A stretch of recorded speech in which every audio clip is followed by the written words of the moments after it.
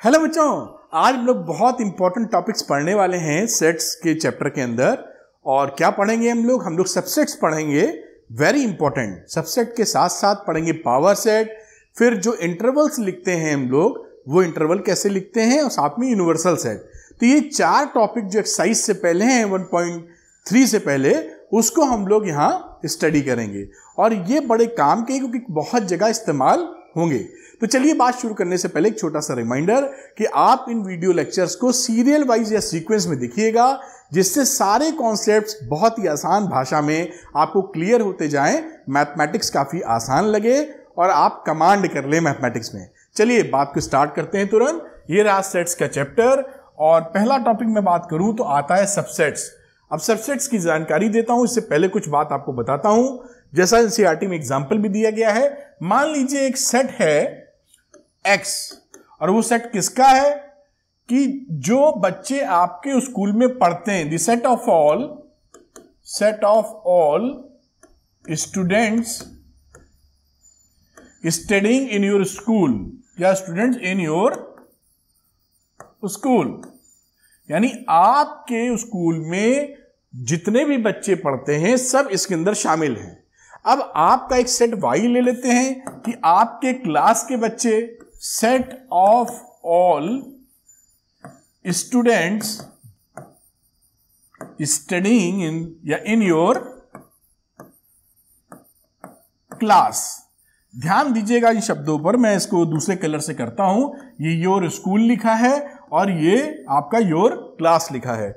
अब यहां से आप बहुत क्लैरिटी से देख पा रहे होंगे कि Y में जो भी एलिमेंट होंगे या बच्चा जो होगा वो X में तो होगा ही होगा।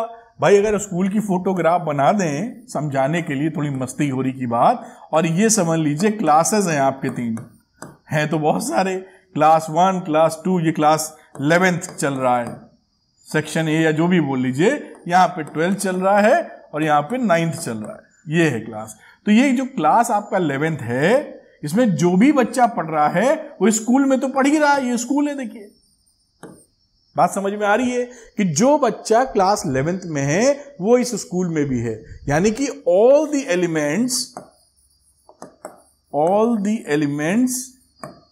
belongs to Y must belongs to X, यानी Y के सारे एलिमेंट X में कंटेन्ड हैं। और ऐसी स्थिति में जब एक सेट के सारे एलिमेंट दूसरे में होते हैं तो हम बोलते हैं Y is a subset of X। क्या बोलते हैं बेटा, मैं इसी बोर्ड पे लिखना चाहता हूं बिना भी इसको शिफ्ट किए हुए, Y is a subset of X। अब मैथ्स में तो आप जानते हैं कि जब तक सिंबल ना हो, क्योंकि इतनी लंबी लंबी बातें नहीं लिखी जाती मैथमेटिक्स में, तो सिंबॉलिक रिप्रेजेंटेशन जरूरी है। तो इसका सिंबल होता है कि Y, ये देखिए, is a subset of X। ये कुछ समझ लीजिए जो यू खड़ा बनाते हैं उसी को आप लिटा दिए हैं। जैसे आप यू बनाते हैं ऐसे, तो इसकी जगह आपको ऐसे बनाना है। तो इसे क्या समझेंगे, Y is a subset of X, यानी Y के सारे एलिमेंट X में हैं। चलिए ये बात का कुछ अंदाजा आपको लग गया कि जो मेरे स्कूल में, मेरे क्लास में पढ़ता है बच्चा, वो बच्चा स्कूल में तो है ही। अब इस बात को एज ए डेफिनेशन लिख लेते हैं, जिससे कि हम लोग पक्की तौर पे बात को समझ सकें। और कलर में यूज करता हूं ये। अब डेफिनेशन के तौर पर, मतलब ये पक्की तौर पर कि क्या होता है subset. A set A is said to be a subset of a set B if every element of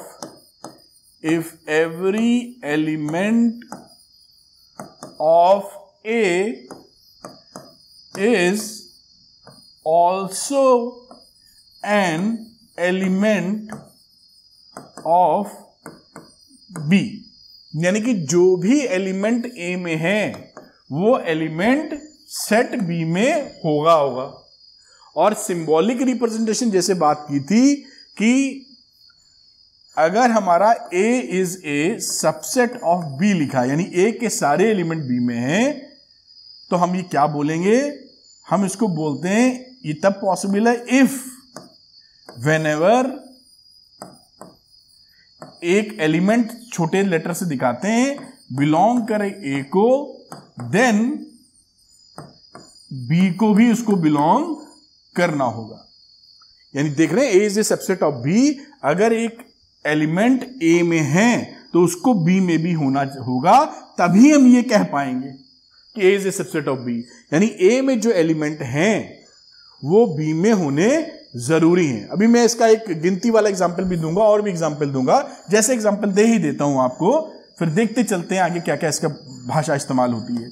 मान लीजिए A मैंने लिख दिया 1 2 और B मैंने एक सेट लिखा 1 2 3 4, तो यहां पर मैं लिख सकता हूं A is a subset of B। क्यों? क्योंकि जो एलिमेंट A में है 1 और 2 वो B में शामिल है। B में और एक्स्ट्रा एलिमेंट हो सकते हैं, उसकी परेशानी नहीं है, लेकिन A में जो एलिमेंट है वो B में होने चाहिए। अब इसी जगह में एक और ले लूं 1 और 5, तो देखिए ये C है, कहीं ये C नहीं लिखा रहता है, ये पिचका हुआ U है समझो, तो ये C मान लीजिए लिखे हैं, C को मैं ऐसे कर देता हूं, ये C, तो C 1 5 B का सबसेट नहीं है, क्योंकि 1 5 इसके अंदर मौजूद नहीं, 1 तो है 5 नहीं है इसके अंदर। तो जितने एलिमेंट हो एक सेट में वो सारे के सारे दूसरे में मिलने चाहिए, तो हम कहेंगे कि इस केस में A is a subset of B। बात समझ में आ रही होगी आपको, ये पकड़ते हैं। अब यहां पर एक सिंबल और यूज करते हैं, क्योंकि ये जो स्टेटमेंट मैंने लिखा है मैथ्स में, ये लंबे लंबे स्टेटमेंट्स अगर लिखेंगे तो कंफ्यूजन क्रिएट करते हैं। तो इस बात को, जो कि बिल्कुल सच्ची और सुधरी बात है, इसको सिंबॉलिक रिप्रेजेंटेशन में कैसे लिखा जाए, तो नॉर्मली इसको हम सिंबल के फॉर्म में जो कन्वीनियंट होता है, इसको हम सिंबॉलिक रिप्रेजेंटेशन ऐसे करते हैं जिससे हम आसानी से लिख पाए। इसके लिए एक सिंबल इंट्रोड्यूस करते हैं, ऐसे एरो, और इसका मतलब क्या होता है? इसका meaning which means implies that, implies, ठीक, ये इसका मतलब होता है implies। implies का मतलब अगर ये है तो इसका मतलब ये है, हिंदी में ऐसा समझ लें। अभी मैं लिख के भी दिखा दूंगा।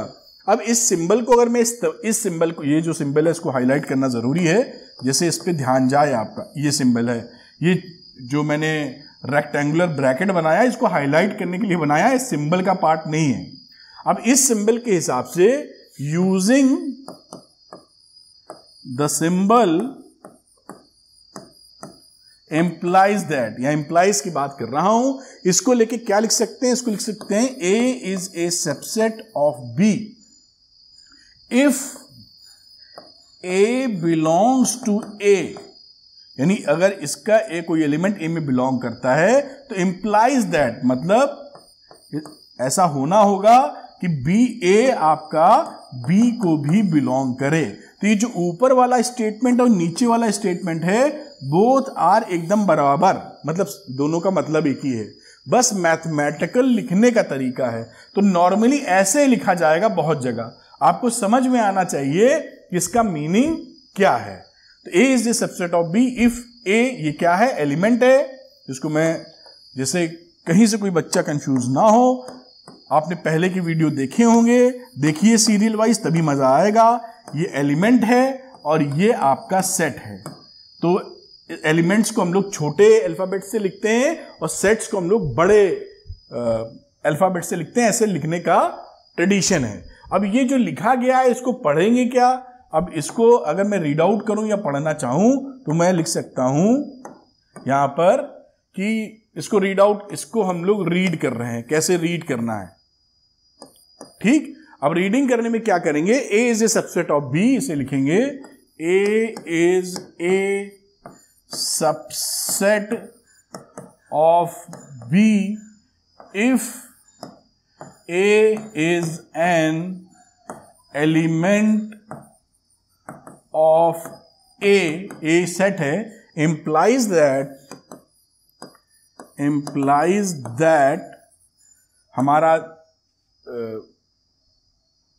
एलिमेंट्री की बात कर रहे हैं, implies that A is also an element of B. ये इसका मतलब हो गया कि ए अगर बी का सबसेट है तो ए स्मॉल अगर एलिमेंट ए का है तो बी का भी एलिमेंट होगा। और बाय द वे ऐसा हो कि ए बी का सबसेट ना हो, जैसे सी वाला एग्जांपल ऊपर लिखा था हमने, तो उसका सिंबल बड़ा छोटा सा सिंबल सा है, आप लिखते हैं A is a subset of B. अगर ये नहीं है तो कट्टम लगा दो, ऐसे बात खत्म। इसका मतलब क्या हो जाएगा, A is not a subset of B. Example के तौर पे जैसे मैंने ऊपर दिया था कि मान लीजिए ए कोई सेट है 1 2 और बी एक सेट ले लेते हैं 1 3 5। तो यहां पर देखिए ए के सारे एलिमेंट यानी 2 इसको बिलोंग नहीं करता है, 2 यहां पर बिलोंग करता है ए को, लेकिन ये इंप्लाइज दैट में नहीं हो अगर इसको, तो उसको भी कट्टम लगा देते हैं। ये नहीं बता पा रहा है कि ये बी में है, या सिंपल भाषा में 2 ए में है और 2 बी में नहीं है। इसका मतलब क्या हो गया कि A is not a subset of B. ये बात भी आप समझ गए होंगे। तो ये छोटी छोटी बातें ये जानना इसलिए जरूरी है बेटा कि बुक में, एग्जामिनेशन में यही बातों में सवाल ऐसे सिंबॉलिक फॉर्म में आएंगे। ये सिंबल आज से पहले आपने पढ़े नहीं है तो थोड़ा सा तो ध्यान देना पड़ता है, और फिर ये सीख कर इसका आंसर भी इसी भाषा में लिखना पड़ता है। तो जब तक आप इसको सीखेंगे नहीं और थोड़ा प्रैक्टिस नहीं करेंगे, आपकी लिखने की आदत नहीं बनेगी। और ये सिंबल का खेल जो लोग मैथ्स और फिजिक्स वगैरह लेके पढ़ाई करते हैं आगे, ये सिंबल सिंबल सिंबल चलते रहेंगे, क्योंकि पूरी गाथा तो लिखी नहीं जाती साइंस में, आप जान ही रहे हैं। तो मेरे ख्याल से बात पकड़ पा रहे हैं। तो आप इन सिंबल से या इसकी मीनिंग से बिल्कुल बात को पकड़ के चलिए। खैर, अब इसमें एक चूना नुक्ती और क्या मुद्दा है। देखिए, ऐसा भी तो हो सकता है कि आपने जब इसको ऊपर कर दो, चलो, ऐसा भी संभव है कि जब कहीं पर आप लिखें A is a subset of B, इसका मतलब क्या है कि अगर कोई एलिमेंट ए में है तो बी में है।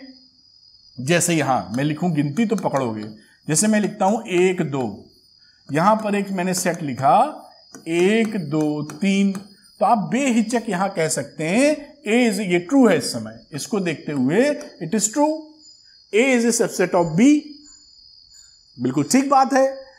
अब क्योंकि ए के सारे एलिमेंट बी में मौजूद है, अब एक कोई सेट ऐसा भी तो हो सकता है सी, उसके अंदर एक दो ही एलिमेंट हो, तो यहां पर अब भी ये बात ट्रू हो जाएगी ना, ए इज ए सबसेट ऑफ सी।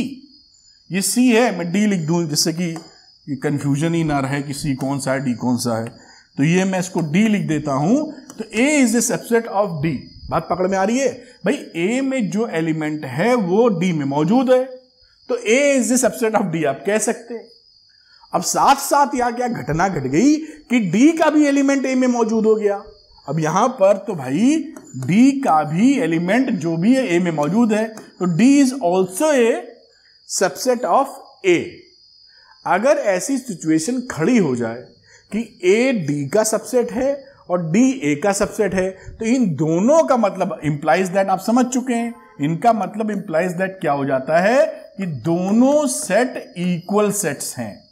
भाई ए के सारे एलिमेंट डी में हैं और डी के सारे एलिमेंट ए में हैं, बात ही खत्म हो गई, यानी दोनों के दोनों इक्वल सेट्स हैं। बात समझ में आ रही है।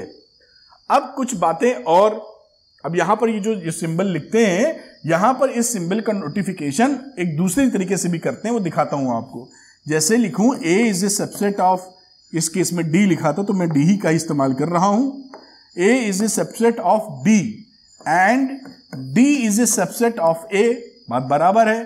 तो यहां पर एक इंप्लाइज दैट की जगह एक सिंबल और यूज करते हैं, डबल एरो वाला, ध्यान से देखिए, और इसका मतलब लिखते हैं A is equal to be. मैं इसको फिर से हाईलाइट करूंगा ब्लैक कलर के रेक्टेंगुलर ब्रैकेट में, क्योंकि इंपॉर्टेंट बात है ये।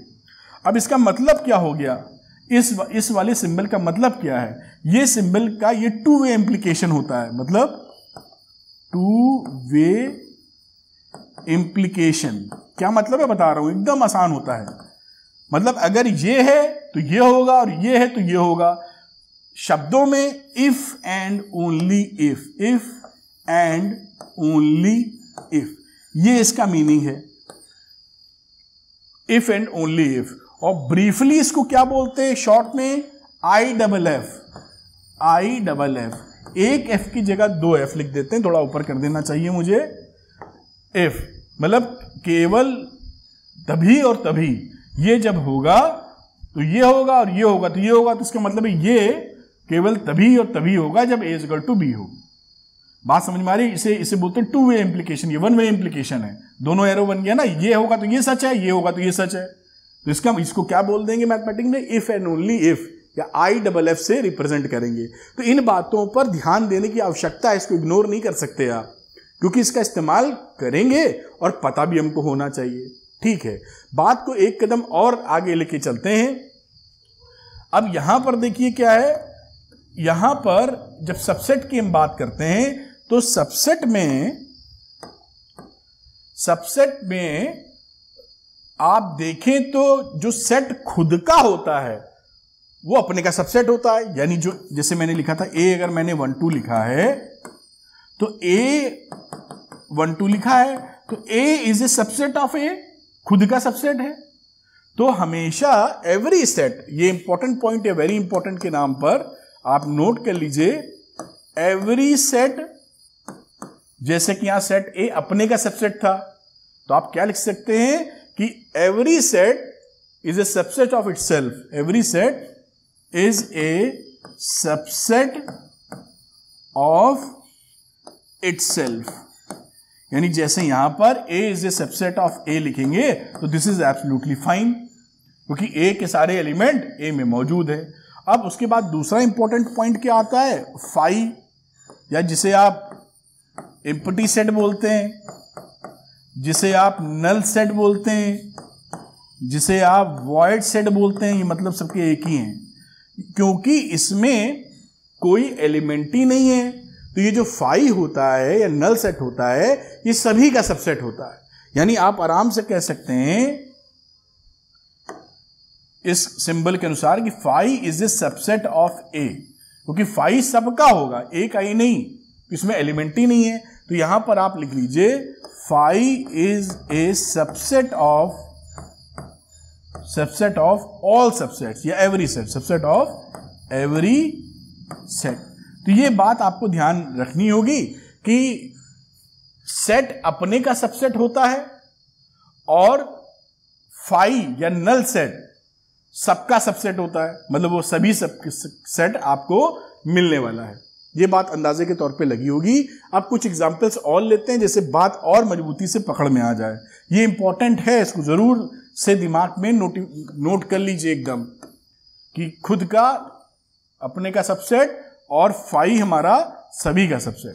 अब देखिए आगे लेके चलते कुछ एग्जांपल्स, जैसे एग्जांपल्स के नाते और आपकी समझ में बात बन जाए। पहला एग्जांपल लेते हैं, जहां पर जो रैशनल नंबर्स होते हैं वो रियल नंबर के सबसेट है। Q is a subset of R। Q क्या होता है, रैशनल नंबर्स। अगर भूल रहे हैं तो सेट ऑफ रैशनल नंबर्स लिख देना चाहिए मुझे, सेट थ्योरी चल रही है तो जैसे आपको क्लैरिटी मिले। सेट ऑफ रैशनल नंबर्स, ठीक।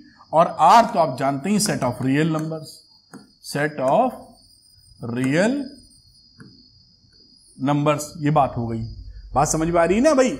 जो रैशनल नंबर हैं वो रियल नंबर में तो फॉल करेंगे ही करेंगे, तो Q is a subset of R लिखा जा सकता है। अब यहां पर और कुछ बातें, जैसे कि NCERT में दिया है, उन्होंने क्या बोला है कि अगर कोई सेट है जो डिवाइजर्स ऑफ 56 है, if A is the set of divisors of 56, और दूसरा लिख देते हैं B is a set of all prime divisors of 56। तो आप क्लैरिटी से जान रहे हैं कि भाई A में सारे डिवाइजर्स हैं और B में प्राइम डिवाइजर्स हैं, तो क्लैरिटी के साथ आप यहां कह पाएंगे कि B is a subset of A। उसमें कोई भी दिक्कत आपको नहीं है, क्योंकि जो भी बी में होगा एलिमेंट वो ए में जरूर आपको मिलने वाला है। तो बात पकड़ में आई, क्योंकि इसमें तो प्राइम वाले डिवाइजर्स हैं और इसमें सारे डिवाइजर्स हैं, तो जो प्राइम डिवाइजर्स हैं वो डिवाइजर्स तो हैं ही, बात खत्म हो जाती है। इसी तरीके से बहुत तरह के एग्जाम्पल्स दिए जा सकते हैं, आपको अंदाजा पकड़ में आ रहा होगा। एक एग्जाम्पल और ले लेते हैं आपको समझाने के लिए, 3 की मान लीजिए कोई 2 सेट लिखे हैं, A set of vowels A E I O U, और दूसरा सेट ले लीजिए जहां पर लिख दीजिए ए बी सी डी। तो यहां पर आपने साफ शब्दों में क्या देखा कि B is not a subset of A, B is not a subset of A। तो इसे क्या बता देते हैं, B is not a subset of A, ऐसे रिप्रेजेंट कर देते हैं। तो आप इस तरीके से बातें लिख सकते हैं। अब देखिए कुछ और इसमें कानून, और वो कानून आपके बड़े काम के हैं, तो ध्यान भी रखना चाहिए आपको। सपोज करिए there are 2 sets, let there are 2 sets A and B. Colour को चेंज कर लेता हूं मैं। मान लीजिए हमारे पास 2 सेट्स हैं ए और बी, जहां पर A is a subset of B है, A is a subset of B, और साथ में ए बी बराबर नहीं है, A is a subset of B और ए बी बराबर नहीं है। उस केस में हम क्या बोलते हैं, एग्जाम्पल के तौर पर जैसे आप पकड़ पाए, जैसे मैं लिख देता हूं ए इज इक्वल टू 1 2 और बी लिखा था, इसको ले लो 1 2 3। तो यहां पर आपने देखा कि A is a subset of B है, लेकिन दोनों इक्वल नहीं है। उस केस को देखते हुए हम क्या लिख सकते, क्या कहते हैं यहां पर, A is called a proper subset, a proper subset of A is called a proper subset of B. तो ये पॉइंट आप नोट करिए कि अगर ए बी दोनों बराबर नहीं हैं तो हम लोग क्या बोलेंगे, A is called a proper subset of B, और बी को क्या बोलेंगे, बी को बोलेंगे superset of A. B is called superset of A। तो इन शब्दों पे जरूर ध्यान दीजिए, जो लिखा है यहां ये प्रॉपर सबसेट, ये नोट होने चाहिए आपकी कॉपी में और समझ में आना चाहिए। यहां पर देख पा रहे हैं ना कि A is a subset of B, तो यहां पर क्योंकि ये इक्वल वाली कंडीशन रूल्ड आउट कर दी गई है, तो इसे क्या बोलेंगे, A is a proper subset of B। और B में क्योंकि ये शामिल है तो वो क्या हो जाता है, B will become the super set of A, यानी A को तो लिए ही हुए अपने साथ में, वो A के सारे एलिमेंट को तो लिए ही हुए। तो ये कहानी इस दशा में A B जो मैंने लिखा है वो आप समझ गए होंगे मेरे ख्याल से। अब किसी सेट के अंदर ही कहीं यूज होगा तो बात करेंगे, किसी सेट में अगर कोई सिंगल एलिमेंट मिल जाए, if A set A has only 1 element, तो उसको सिंगलटन सेट बोल देते हैं, singleton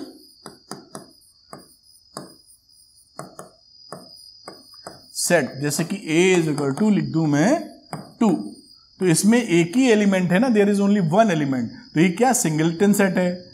B is equal to आप कोई A लिख दीजिए, ये क्या है, सिंगलटन सेट है, इसमें एक एलिमेंट है, इसलिए हम इसे क्या बोलेंगे, सिंगलटन सेट। अब बात करते हैं, मेरे ख्याल से कुछ एग्जाम्पल्स हैं, इसके बाद 9 से 11 तक के एग्जाम्पल है, उसको भी हम लोग लगा लेते हैं जिससे हमें पूरी क्लैरिटी अच्छे से मिल जाए। तो आइए चलते हैं और एग्जाम्पल की तरफ बढ़ते हैं। अब यहां पर देखिए लिखा हुआ है कंसीडर द सेट्स, ये कोई 4 ऑप्शंस हैं, A5ABC, 4 सो कॉल्ड सेट्स वगैरह जो भी दे रखा है। इंसर्ट करना है सिंबल, ये सबसेट वाला, ये is not the subset of, और बाकी बात नहीं, इन्हीं में करना है। हमें मालूम है जो 5 होता है वो तो हर सेट का सबसेट होता है, तो B का भी सबसेट होगा बच्चों, तो 5 is a subset of B। तो यहां पे इसका आंसर हो गया 5 is a subset of B। 5 is a proper subset of B भी बोल सकते हैं, या सबसेट ऑफ एवरी सेट। अब यहां A B की बात करें तो A में 1 और 3 है, तो बी के अंदर 1 3 है क्या? नहीं है, केवल 1 है, 3 नहीं है। तो ए को क्या लिखोगे? A is not the subset of B. इसका रीजन क्या है? इसका रीजन है कि 3 belongs to A but 3 does not belong to B. ये इसका रीजन है। बात समझ पाए? तो A is not the subset of B. क्यों? क्योंकि 3 हमारा ए में है बट 3 हमारा बी को बिलोंग नहीं करता। ए और सी में रिश्ता देखना है तो ए में 1 3 है, सी में 1 3 मौजूद है, तो A is a subset of सी। ये लिख देंगे यहां पर, क्योंकि जो भी एलिमेंट हैं 1 3 belongs to A also belongs to C. तो ये बात A is a subset of C भी आपको समझ में आ जाती है। अब इसके बाद पकड़ते हैं बी और सी की कहानी। तो बी सी की कहानी में देखिए अब क्या समझते हैं। 1 5 9, तो 1 5 9 इसके अंदर है, तो आप सिंपली लिख देंगे B is a subset of C. क्यों? क्योंकि बी में 1 5 9 जो कि बिलोंग करता है बी को, ऑल्सो बिलोंग्स टू सी। काम खत्म हो गया। तो ये जो 4 इन्होंने ऑप्शन दिए थे डालने के लिए उसमें, वो हम लोगों ने प्रॉपर तरीके से समझ के वैल्यू डाल दी। चलते हैं अगले इसके एग्जाम्पल पर, देखते हैं उसमें ये क्या पूछ रहे हैं। तो ये एग्जाम्पल अगला है और इसमें तो शायद इसी में जवाब भी लिखा हुआ है, समझ लेते हैं बस हम लोग। लिखा है AEIOU और साथ में बी लिखा हुआ है ABCD। A is a subset of B. A B का सबसेट काहे को हो जाएगा? ए में जो एलिमेंट हैं वो इसको बिलोंग ही नहीं करते हैं। ई देखिए, E belongs to A but E does not belong to B. तो A is not a subset of B. A is not a subset of B. यहां लिखा था A is not a subset of B. No, क्यों no है ये आप समझ पाए यहां पर। अब फिर लिखा है is B is subset of B. काहे को भाई? इसमें देखिए बी है, उसमें बी नहीं है, तो B belongs to B but B does not belong to A. तो B is not the subset of A. ये भी एक, किसी भी मैथमेटिक्स में किसी भी चीज को डिसप्रूफ करना हो तो एक ही एग्जाम्पल काफी होता है, लेकिन प्रूफ करना हो, ये बात सही है, तो एग्जाम्पल से प्रूफ नहीं किया जा सकता, फिर आपको इन जनरल प्रूफ करना होता है। दुनियादारी में भी ऐसा ही होता है। किसी को झूठा साबित करना हो तो एक गलती पकड़ के झूठा साबित कर दीजिए, लेकिन किसी को ईमानदार साबित करना हो तो पूरी लाइफ में जो घटनाएं उसने घटित की हैं वो सब जगह ईमानदारी दिखाए तो कह पाएंगे ये जीवन भर ईमानदार रहा। बात समझ रहे हैं? तो मैथमेटिक्स में इस बात को ध्यान रखा जाएगा। तो आगे चलते हैं, अगला एग्जाम्पल करते हैं। आइए तो बच्चों यहां पर अगला एग्जाम्पल करते हैं जो कि हमारे पास है example number 11। Let ABC B 3 sets. If A belongs to B and B is a subset of C, is it true that A is a subset of C? If not, give an example. यहां पे कुछ बात आप ध्यान से देखिएगा, मैं इसको आपको दिखाता हूं। आंसर इसका है नहीं, लेकिन कैसे नहीं है इसकी बात करते हैं। मान लीजिए एक सेट लेते हैं आप A, जिसमें एक एलिमेंट आपने 1 डाल दिया है। समझिएगा मेरी बात। अब ABC 3 सेट है, भी उसका जिक्र करेंगे। अच्छा, B भी ले लो, चलो B एक सेट लेते हैं जिसमें लिखा है A जो है, यहां पर ध्यान देना, ये सेट लिखा है।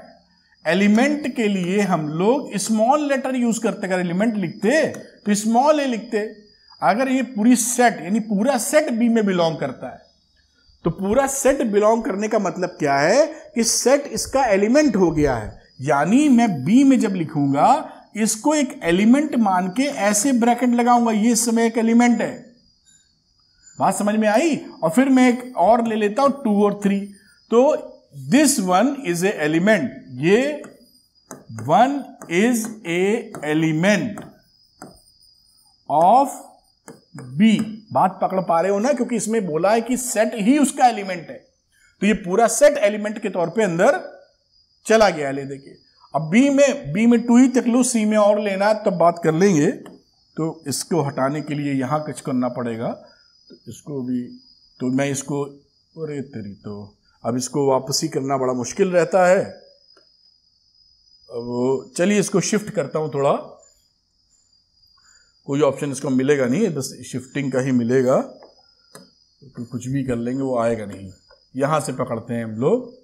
खैर, तो यहां पर देखते हैं ये 1 2 हो गया। अब देखिए उसमें क्या बोला था, उसको सब देखना जरूरी है, तभी कुछ लिख पाएंगे आगे। लिखा है if A belongs to B, हो गया था काम।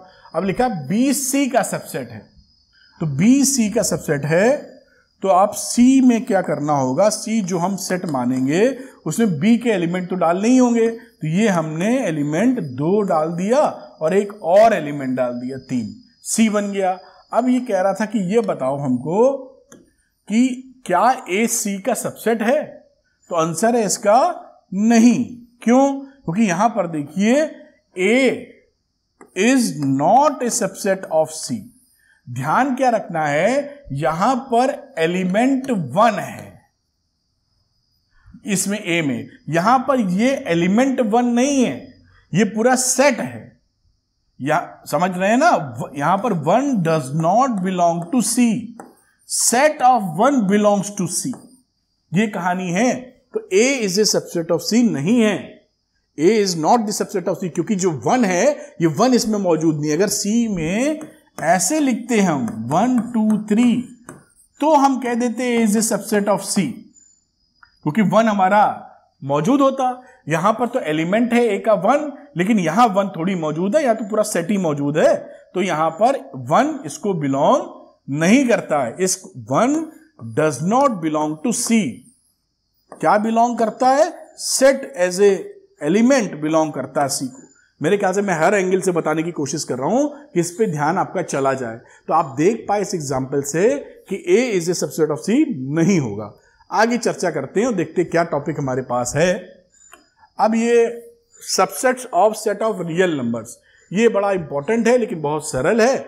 आप जानते हैं कि सेट ऑफ नेचुरल नंबर जैसे होता है, set of natural numbers symbolic representation में n लिखते हैं, counting number 1 2 3 4 and so on. ये क्या है? या सेट ऑफ इंटीजर्स की बात कर दो, पहला ये। दूसरा सेट ऑफ इंटीजर्स, ऐसे बहुत सारे रियल नंबर के आप सेट बना सकते हैं। z लिख दिया और z की कुछ भी वैल्यू लिख दीजिए, -3 -2 -1 0 1 2 3 एंड सो ऑन।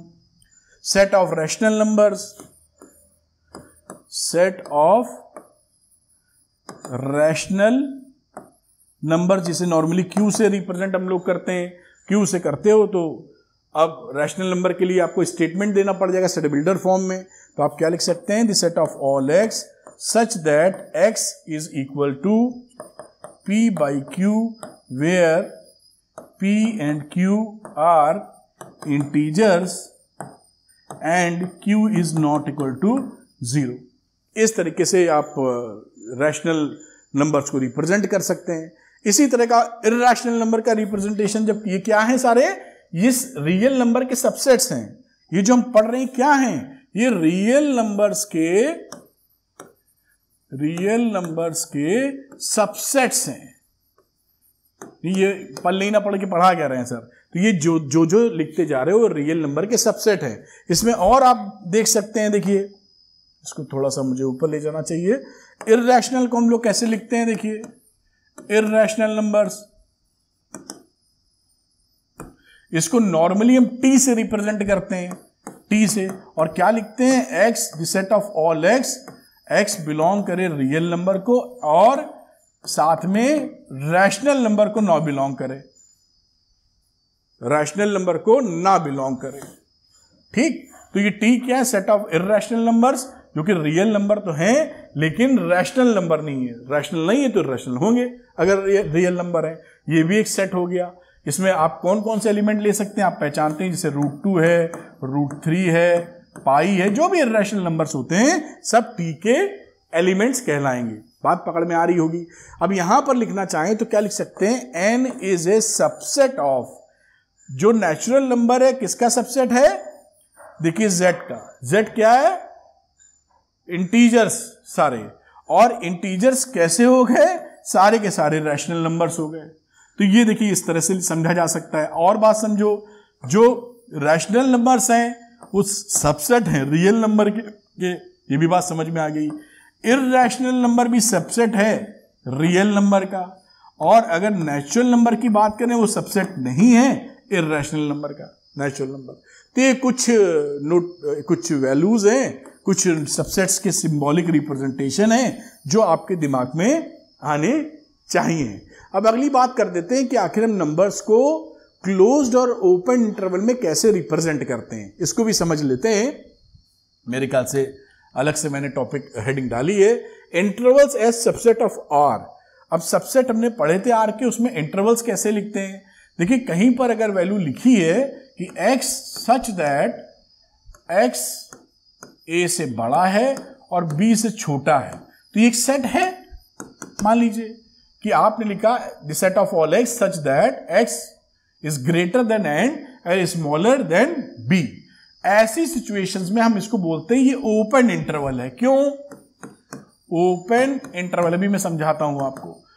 इंटरवल क्यों, क्योंकि इनके जो एंड पॉइंट्स हैं वहां पर इक्वल टू नहीं, उसको इंक्लूड नहीं किया है।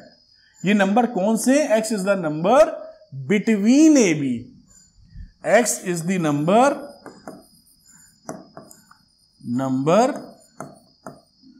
Between a and b। a छोटा है, b बड़ा है हमारा, तो यहां पर हमारा x का वैल्यू a नहीं हो सकता है।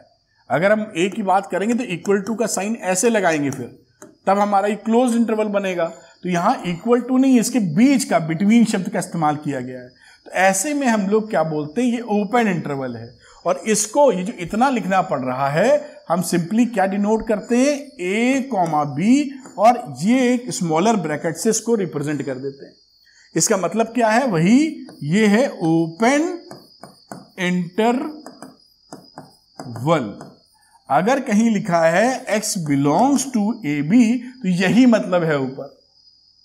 और थोड़ा समझते हैं, मान लीजिए लिख दिया x बिलोंग्स टू 1,2, तो क्या मतलब है, नंबर लाइन बना लीजिए, 1 और 2 का निशान बना लेते हैं, मतलब नंबर्स को मार्क कर लेते हैं। 1, 2 को ये हॉलो सर्कल्स बनाए, यानी इसको एक्सक्लूड, इसको सम्मिलित ना करते हुए बाकी वैल्यूज को ले लेते हैं इसके बीच की, इसको एक्सक्लूड करते हुए। 1, 2 एंड पॉइंट्स को इंक्लूड नहीं करना है, एक्सक्लूड करना है, ठीक। और जिन दशाओं में क्लोज्ड इंटरवल आएगा, जैसे क्लोज्ड इंटरवल की बात करें, क्लोज्ड इंटरवल, तो क्लोज्ड इंटरवल की बात क्या रही, मान लो एक सेट बी है, the set of all x such that x belongs to a और b। तो ऐसे इंटरवल्स को हम बोलते हैं क्लोज्ड इंटरवल। इसमें a b को इंक्लूड किया गया है और इसको रिप्रेजेंट करते हैं ये बड़े वाले ब्रैकेट से a b। ये क्या है, क्लोज्ड इंटरवल। इसका क्या मतलब हुआ, अगर इसको हम समझना चाहें, जैसे यहीं पर मैं लिख दूं, रेड कलर ले देता हूं, x belongs to closed interval 1,2। इसमें फर्क देखिए, तो मैं यहां पर 1 वाले को डार्क करूंगा, 2 वाले को डार्क करूंगा, 1 और 2 लूंगा और 1 वाले को इंक्लूड करूंगा, तो सारी वैल्यूज हम 1 से 2 तक लेते हैं। All the values from 1 to 2, यानी 1 और 2 एंड पॉइंट्स इंक्लूडेड हैं, इसमें शामिल हैं इसमें, तभी मैंने डार्क सर्किल बनाया है, यहां हॉलो सर्किल बनाया है। हॉलो बोलोगे, क्या बोलोगे, हॉलो ही बोलोगे, ठीक। तो जहां पर इंक्लूड नहीं करना है वहां पर आपको ओपन ब्रैकेट लगाते हैं और इसको क्लोज्ड ब्रैकेट के नाम से दिखाते हैं। अब ये ओपन क्लोज्ड में हाफ ओपन हाफ क्लोज्ड भी होता है, सेमी क्लोज्ड और सेमी ओपन। उसको कैसे लिखते हैं हम लोग, देखिए उसको ऐसे दिखाया जा सकता है कि बाय द वे सिचुएशन ऐसी हो कि the set of all x such that x हमारा a को इंक्लूड करता हो और b को एक्सक्लूड करता हो। x जो है a को इंक्लूड कर रहा है और x जो है b को एक्सक्लूड कर रहा है। इंक्लूड मतलब शामिल करना, एक्सक्लूड मतलब शामिल नहीं करना। ये आपकी समझाने के लिए भाषा लिख दी है। इस सिचुएशन को आप जब इंटरवल के पैटर्न में लिखते हैं तो इसका मतलब क्या लिख देते हैं, क्लोज्ड इंटरवल a और b की जगह ओपन इंटरवल। ध्यान रखना है ना, ये जो 1,2 लिखे उसके बीच की सारी वैल्यू ले रहे हैं। जैसे यहां पर कहीं पर होगा 1.1 भी होगा इसके पास, 1.2 भी होगा, सब कुछ होगा इसके बीच में, 1 2 के बीच में। एक दिमाग में बात आ गई, बता देता हूं, ध्यान रखिएगा। अगर कहीं हम लिखते हैं 1,2 देखिए सेट में, तो इसका मतलब है केवल 1 और 2, केवल 2 वैल्यू। बात समझ रहे हैं? इस सेट में 2 एलिमेंट हैं, 2, 1 और 2। लेकिन कहीं पर अगर मैं इस तरह से रिप्रेजेंट करूं, the set of all x, x is less than equal to 1, greater than equal to 1 और लेस देन इक्वल टू 2, तो इसका मतलब क्या है कि x जो है 1 और 2 नहीं है, इनफाइनाइट वैल्यूज हैं x के पास। इसके बीच में 1 और 2, 1 और 2 को इंक्लूड करते हुए कितनी वैल्यूज हैं? इनफाइनाइट। मतलब 1.1 भी है, 1.2 भी है, 1 भी है, 2 भी है, और जितनी वैल्यूज के बीच है सब। और ऊपर वाले का मतलब क्या है? केवल 1 और 2। फर्क समझ पा रहे होगे मेरे ख्याल से। ये कई बच्चे गलती करते हैं, मेरे दिमाग में बात आ गई तो मैंने आपको बता दी कि ये चीज ध्यान रखिए और ये चीज ध्यान रखिए।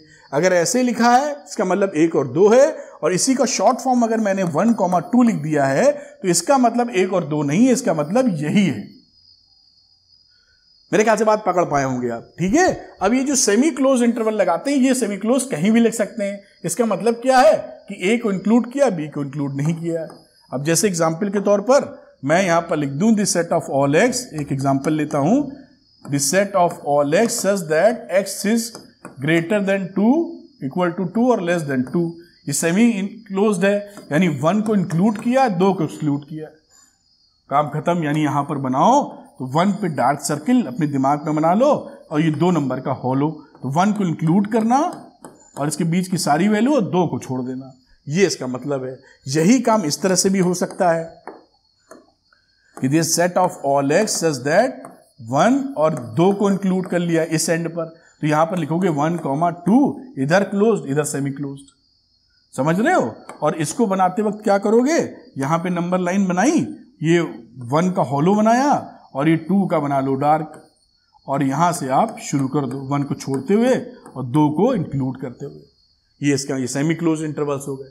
बात पकड़ में आ रही होगी जो बताने की कोशिश कर रहे, तो इन इंटरवल को पहचान के रखना, कई बच्चे कंफ्यूज रहते हैं। अब ये सिंबल्स या लिखने का तरीका अगर नहीं सीखा जाएगा सेट थ्योरी के अंदर तो फिर प्रॉब्लम हो जाएगी। खैर आगे कुछ और बातें करते हैं हम लोग। 1 2 ये बात समझ गए। अब कहीं पर इन्फिनिटी लिखा हो, ये भी बात ध्यान रखिए, point to be noted, important point, कि कहीं पर इन्फिनिटी आ जाता है तो उसके बाजू में क्लोज्ड इंटरवल कभी नहीं लगता। मतलब जैसे -∞ to 2 लिखा, तो 2 में आप ओपन लगा के भी लिख सकते हैं, या मतलब अगर ये इंक्लूड नहीं है और मान लीजिए इंक्लूड है तो आप 2 लगा के भी लिख सकते हैं।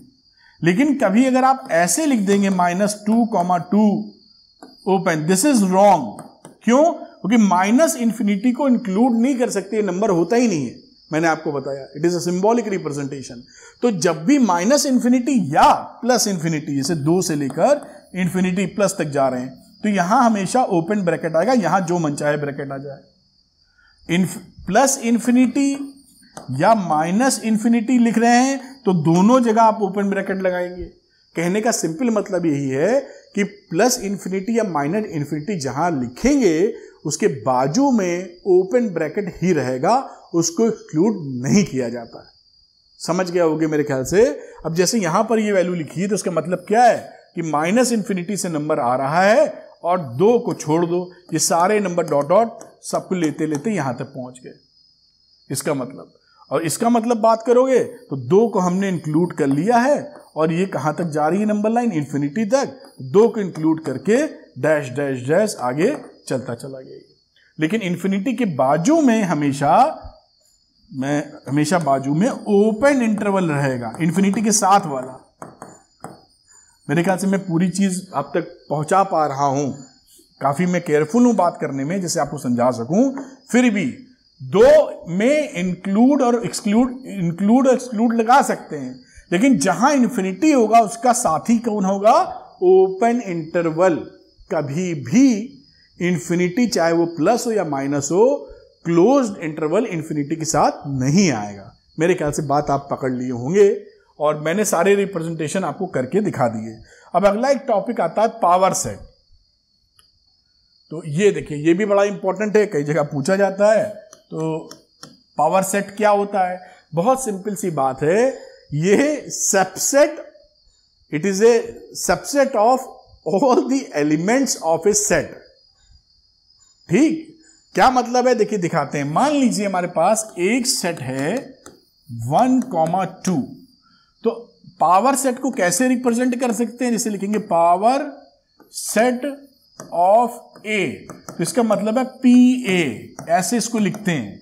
और इसमें कौन शामिल होते हैं इसके सेट में? ये भी एक सेट होता है, लेकिन इसमें शामिल कौन होता है? जो इसके सबसेट्स होते हैं। इसमें शामिल कौन? मैं एक जबरदस्ती की बात लिख रहा हूं, ऐसे लिखा नहीं जाता, समझाने के लिए। सबसेट्स ऑफ ए लिखना होगा हमको यार, ऐसे एग्जाम में लिखना नहीं, ये लिखने का तरीका नहीं है, ये समझाया है मैंने आपको। अब लिखता हूं तो PA जो वैल्यू लिखोगे, सबसेट्स ऑफ ए क्या हो जाएगा? आपको मालूम है इसके सबसेट्स कौन बनेंगे? एलिमेंट 1 एक सबसेट है ए का, 2 एक सबसेट है क्योंकि 1 बिलोंग है, इसमें बिलोंग करता, 2 इसमें है तो इसमें भी है। हर सेट अपने का सबसेट होता है, और नल सेट या फाई सेट भी सबका सबसेट होता है। 4 जो हैं सबसेट ऑफ ए हैं, ऑफ ए है। यानी यहां पर मैं पावर सेट जब लिखने जाऊंगा तो यहां पर मैं लिखूंगा 1, देखिए सबसेट्स ऑफ ए 2, फिर 1,2 और उसके बाद 5, ये पावर सेट ऑफ ए बनेगा। तो पावर सेट ऑफ ए क्या होता है? जो ए का जो एलिमेंट है, जो भी जितने भी उसके सबसेट्स बन रहे हैं, उसका एक set is known as a power set of A. अब डेफिनेशन इसकी थोड़ी लिख लेते हैं, बात समझ में आई होगी आपको, और कुछ एक दो बातें जान लेना बेहतर होगा। मैं इसको ऊपर ले जाता हूं और डेफिनेशन के तौर पर मैं लिख देता हूं, definition and meaning of power set, power set लिख देता हूं। समझ आप गए होंगे, लेकिन फिर भी भाषा में, the collection of all subsets, the collection of all subsets of a set A is called the power set of A, and it is denoted by, मैंने लिखा था, it is denoted by PA। समझ गए होगे PA में क्या लिखेंगे? जो भी A के सबसेट हैं। और मैंने भी लिख के दिखाया था कि, फिर से एक बार लिख देते हैं, कि अगर कहीं पर सेट में छोटा ले रहे हैं सेट, जैसे मान लीजिए केवल 1 लिखा है, सिंगलटन है, तो इसमें क्या लिखोगे? इसका पावर सेट क्या बनाओगे? P। तो इसका पावर सेट बनाओगे, इसके सबसेट खुद अपना और 5 सबका रहता है, ये बन गया। अगर आपने A लिया है, 2 अभी दिखाया था, 1, 2, तो इसके जो सबसेट्स बनेंगे पावर सेट ऑफ ए या पावर सेट ऑफ ए लिखना चाहिए। तो उसे क्या लिखोगे? 1, 2, फिर 1 और 2 और साथ में लास्ट वाला 5। अब एक और आप इसमें से ऑब्जर्वेशन कर सकते हैं कि नंबर ऑफ सबसेट्स वो नॉर्मली होते हैं 2 की पावर n इन जनरल, किसी भी सेट में। मतलब अगर किसी सेट में हमारे पास A और B कितने एलिमेंट हैं? n क्या होता है? Number of elements. ठीक, तो A B कितने नंबर ऑफ एलिमेंट्स हैं? यानी ऐसे लिखते हैं NA, कार्डिनल नंबर, मतलब नंबर ऑफ एलिमेंट्स कितने हैं? 2 हैं, यही n की वैल्यू हो गई। तो नंबर ऑफ सबसेट्स कितने हो जाएंगे इसमें? 2 की पावर n, यानी 2 की पावर 2 यानी 4, और यहां पे 4, 1, 2, 3, 4 दिख रहे हैं। तो किसी में भी, किसी सेट में अगर 3 एलिमेंट्स हैं, जैसे और समझें बात को और घुस जाएं अगर अंदर, सपोज करिए कि कोई भी हम लोग ले लेते हैं सेट जिसके अंदर A B C 3 एलिमेंट हैं, तो इसके नंबर ऑफ सबसेट्स कितने होंगे? नंबर ऑफ सबसेट्स कितने होंगे? 2 की पावर n, और n की वैल्यू 3 है यहां, तो 2 की पावर 3 कर दोगे आप, which is equal to 8। 8 subset होंगे। ठीक, 8 सबसेट होंगे, मैं लिख नहीं रहा हूं लेकिन आप समझ रहे होंगे, इसके 8 सबसेट होंगे। तो अगर आपसे कोई बोले कि पावर सेट में कितने एलिमेंट होते हैं, जैसे समझिए मेरी बात, आपसे कहे कि इस वाले केस में पावर सेट ऑफ ए में जो हम बनाएंगे उसमें कितने एलिमेंट होंगे, नंबर ऑफ एलिमेंट्स। तो नंबर ऑफ एलिमेंट्स तो जितने सबसेट होंगे उतने होंगे भाई, सबसेट का ही तो set is known as a power set. तो इसमें एक सबसेट कितने थे, 8, तो इसके पावर सेट में नंबर ऑफ एलिमेंट कितने हो गए, 2 की power n which is equal to 8। बात समझ पाए? तो कभी भी आपको पूछा जाए कि पावर सेट में कितने एलिमेंट हैं, तो उस सेट में जितने सबसेट्स बन सकते हैं वो कहलाते हैं एलिमेंट्स, नंबर हो जाएंगे elements of power set of A. ये इसका मीनिंग था। तो मेरे ख्याल से आप ये समझ पाए होंगे, इंपॉर्टेंट है। और ध्यान रखिएगा कि पावर सेट का नंबर पूछा जाए तो 2 की पावर n, और 2 की पावर n है क्या, number of subsets, that's all. तो पावर सेट एक फैंसी सा वर्ड लगता है लेकिन है बड़े काम का। अच्छा, एक लास्ट वर्ड, एक लास्ट और पॉइंट या टॉपिक आता है जिसे बोलते हैं यूनिवर्सल सेट। तो यूनिवर्सल सेट क्या है कि जिस कॉन्टेक्स्ट में हम सेट्स को रिप्रेजेंट कर रहे होते हैं, जिस कॉन्टेक्स्ट में, उस कॉन्टेक्स्ट को ही यूनिवर्सल सेट बोल देते हैं। जैसे मान लीजिए हम लोग बात करें नेचुरल नंबर की, n की, और नेचुरल नंबर के सेट की बात करें तो हम ये जानते हैं कि जो नेचुरल नंबर है वो सारा का सारा रैशनल नंबर का सबसेट होगा। तो हम यहां पर जब आगे हम देखेंगे कैनवस बनाना, तो नॉर्मली यूनिवर्सल सेट को u से रिप्रेजेंट किया जा सकता है।